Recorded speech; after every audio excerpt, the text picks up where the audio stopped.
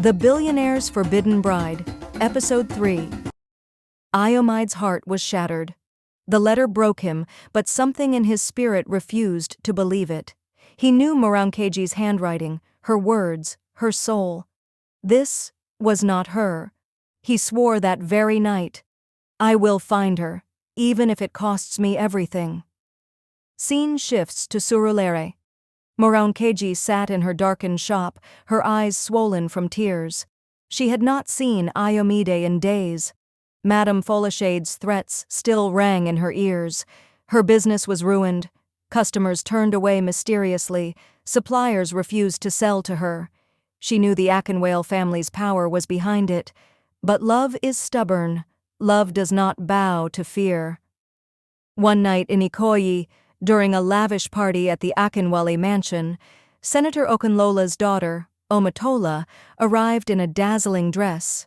She was the woman Chief Adeoluwa had chosen for Ayomide.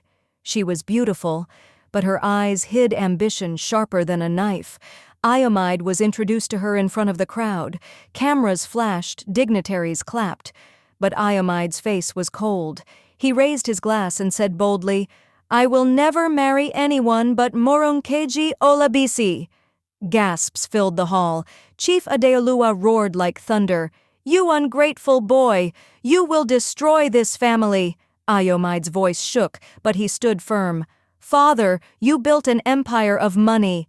I will build an empire of love. If that is a disgrace, so be it." The very next morning, Ayomide disappeared.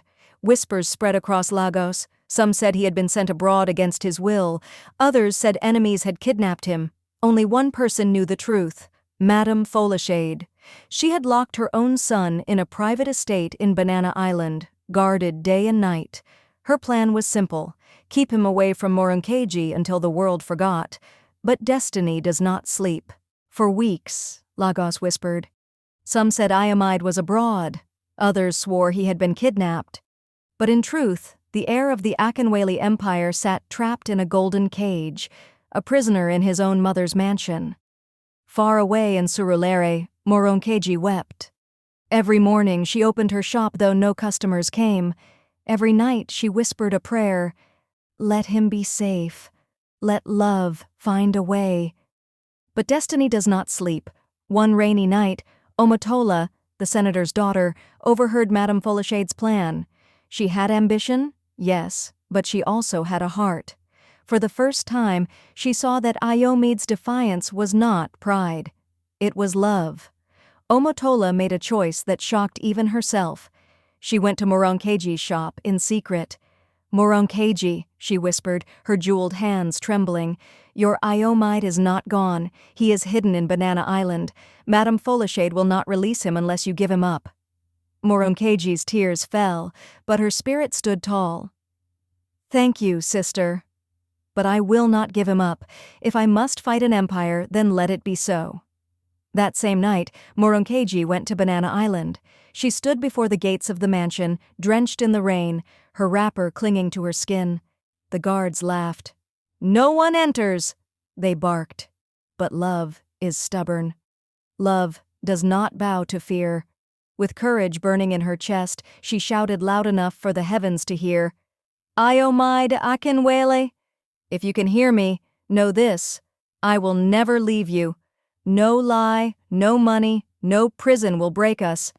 Even if the world turns against us, I will stand by your side." Inside his gilded cage, Ayomide heard her voice. His heart pounded. He broke through the guards, through his mother's schemes, and ran into the storm. Their eyes locked, their hands found each other, and in that moment, power, money, and fear all crumbled before the fire of love. And then footsteps thundered behind them. Madame Folashade appeared, flanked by guards. Her voice cut the air. "You dare defy me, girl? You think love is stronger than power?"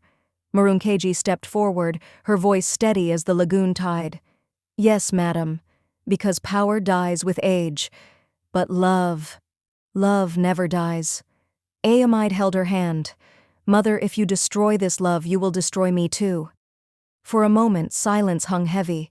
Then, to everyone's shock, Chief Adeoluwa himself entered. He had been watching from the shadows all along. His booming voice filled the hall.